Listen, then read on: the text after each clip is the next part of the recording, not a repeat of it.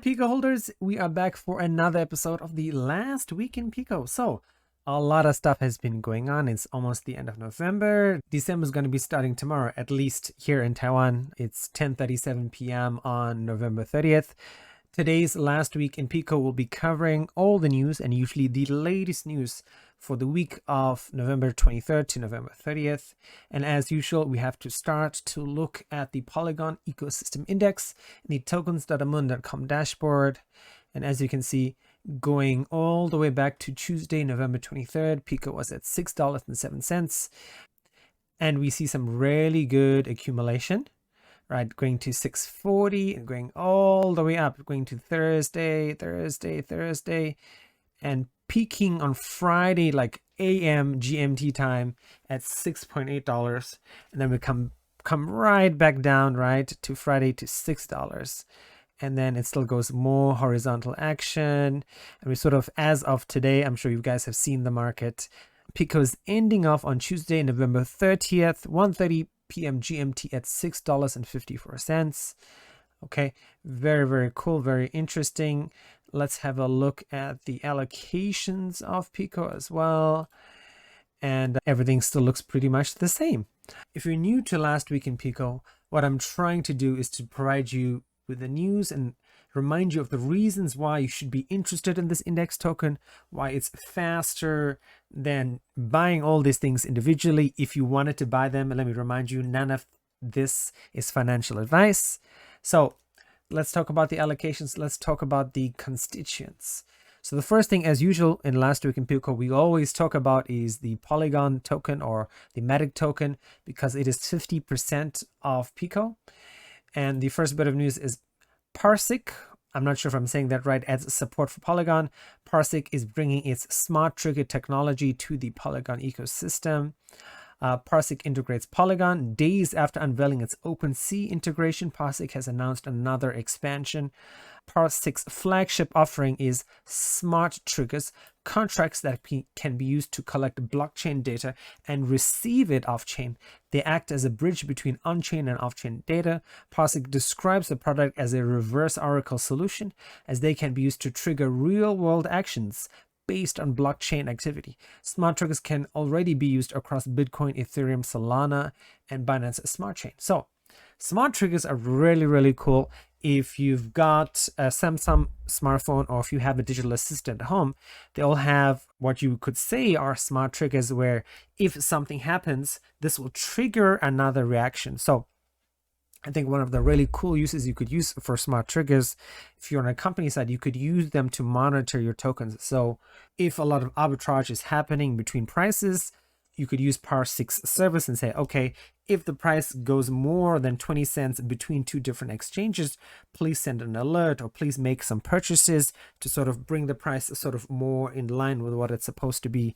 I mean, in your daily life, you can use smart triggers to say, okay, when you wake up, you can play music, or when you go to bed, please turn off the lights and that sort of stuff.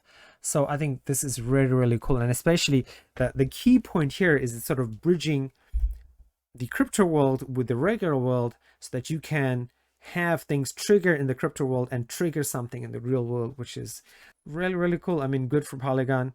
And let's have a look at the Parsiq website. They've summed up really nicely. Bridge Web 3 to Web 2. Parsiq is a data and automation platform that connects blockchain activity to real world applications. There are loads of automation applications. There's even one in Windows that I think Microsoft recently made free that allows you to automate tasks.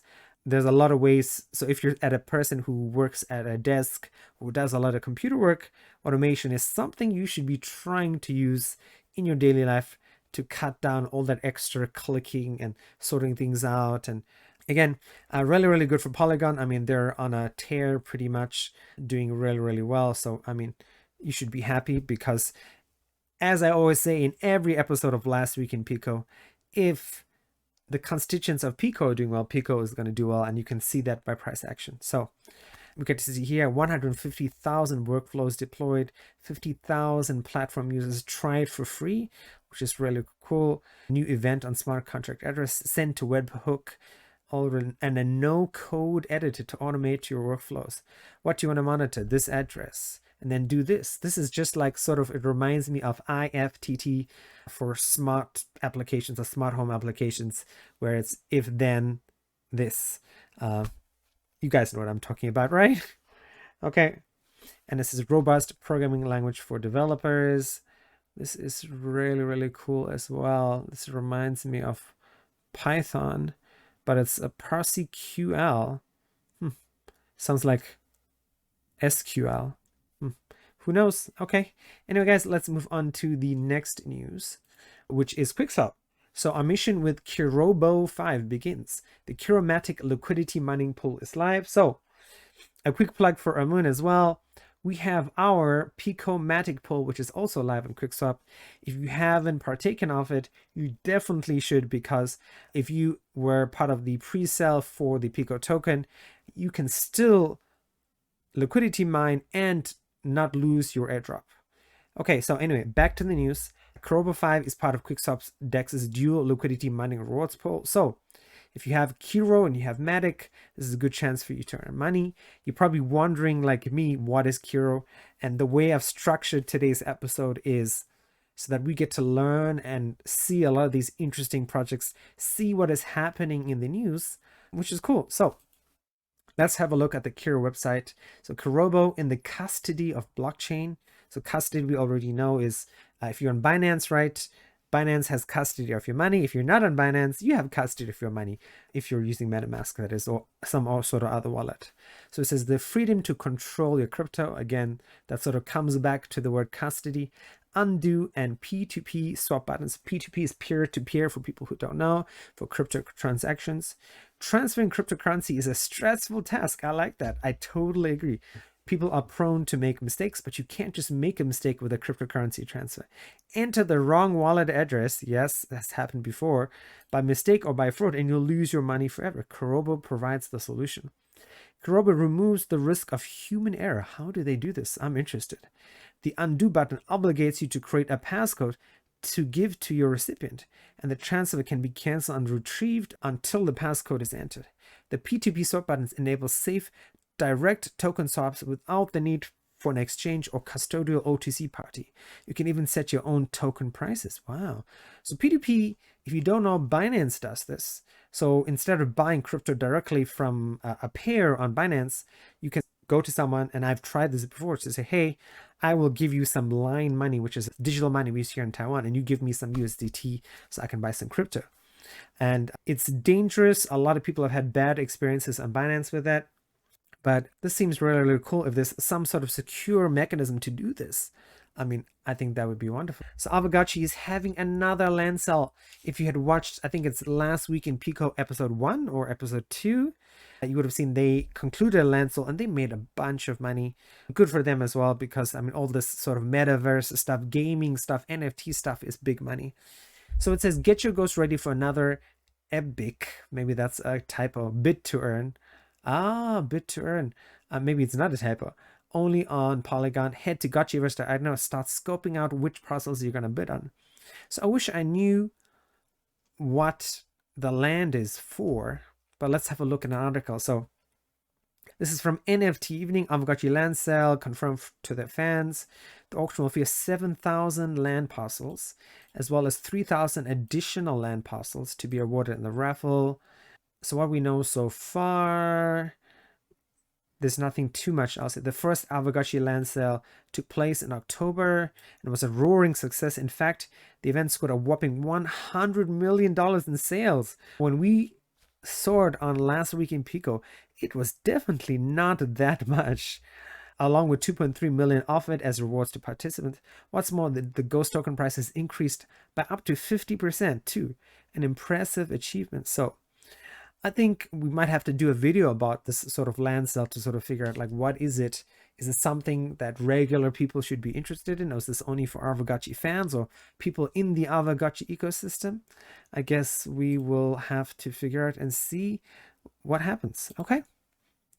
All right, let's move on to Adamant. So not much major news besides another vault launching. And again, this gives us another opportunity to look at the VVS finance protocol and see what it's about. So 4,448% API, up to is the keyword, right? So let's have a look at VVS. Oh, VVS is very, very simple DeFi trading for all. Your gateway to the decentralized finance movement. Take control of your finances and earn sparkly VVS rewards. Oh, this animation is really, really cool. I like it. Diamonds. All right, connect your wallet. We aim to make DeFi simple and within reach of billions. Low fees, fast transactions, and competitive earnings. Shiny yield farming opportunity, clear incentives for all, hardened security and governance. Security, of course, always important. We'll get onto a security story just now. Be a DeFi trader, swap instantly, okay? Be a liquidity provider, low minimums. Be a VVS miner, your passive income. Okay, that's very, very cool. All right, Auto VVS, 2,779% APY. Wow, that is really, really cool. That's impressive. Okay. This is a lot of stuff to say. Oh my God, VVS is cheap. 0.0001. That is very cheap. So if they can actually do it, I'm a big fan of simplification. I'm always going to say this on videos. I think crypto is way too complicated for a lot of people that I know. People across a wide range of ages who say, no, I don't want to do this. They might have tons of money. They might be putting their money in stocks or in CDs or other sort of terrible instruments. But for them, it doesn't matter because the effort in order to reap the gains is not worth it. So maybe VVS is a solution. Okay. Second to last, let's talk about DFYN. So again, another sort of yield farming opportunity. StackMatic launch from on DFYN is yielding more than 500% APR. Okay, again, really, really cool. So good if you have Stack and good if you have Matic. Let's have a look at what is Stack or StackOS, which I have heard of before. Just deploy no-code application deployment, hassle-free, decentralized, enterprise grade. So enterprise, if people who don't know, is for companies. It says completely anonymous, no setup costs, deploy in minutes, no infrastructure maintenance costs. I wonder how that works. Already deployed on StackOS. I don't know who any of these projects are, but 3 million external service requests served on apps. That's pretty impressive, as seen on all these places. They partnered with Polygon, of course, because, I mean, that's why we were talking about Polygon and PECO. StackOS is a cross-chain open protocol connecting developers with decentralized compute power through a no-code UI-based application deployment engine. Okay. So this is some sort of programming system. Wow, and they've got games on here as well. Tetris, Unstoppable Super Mario. That's really cool. How did Nintendo let them get away with this? But again, really, really cool. I mean, we need more enterprise solutions in crypto in order to bring more companies, in order to bring more institutions inside. So, I mean, this is a fantastic solution. I'm really on board with it. Okay, and then we are on to our last thing, which is, again, I told you we'd be talking about security. And as usual, we always end off the last week in PECO with something about security. Today, we're talking about 𝔽𝕠. It says security is a #1 priority at 𝔽𝕠. We've launched a vote to add Tidal DeFi insurance coverage for 𝔽𝕠. If approved, this will add another layer of protection. So you guys have probably heard about Tidal. I think this was also on last week in PECO episode 1 or 2. They are working with the Polygon network as well to provide insurance for 𝔽𝕠. And insurance, of course, is always good because that protects everyone who uses 𝔽𝕠 and ℕ𝕖. And I think a lot of crypto programs, a lot of crypto protocols will start to use insurance just like any other business. You have business insurance, and if you're home, you have homeowners insurance as well to protect yourself in case something happens. All right, so it says 𝔽𝕠 improvement proposal number 42 at Tidal insurance coverage for 𝔽𝕠. So I've already read this. One of the cool things about this is that they're getting, Polygon is giving them 10K in Matic tokens to help them out as well. Tidal will incentivize My Finance's reserve pool by allocating 475,000 Tidal weekly, 4,500 USD at weekly price. The allocation could gradually go down as more projects get onboarded. Okay. Additionally, 600 Matic tokens will be used to incentivize Mai's reserve pool for 10 weeks. So we can start with a 1 million coverage plan. Cost for 1 million is 5% yearly or 0.1% weekly. $961 per week paid from their treasury.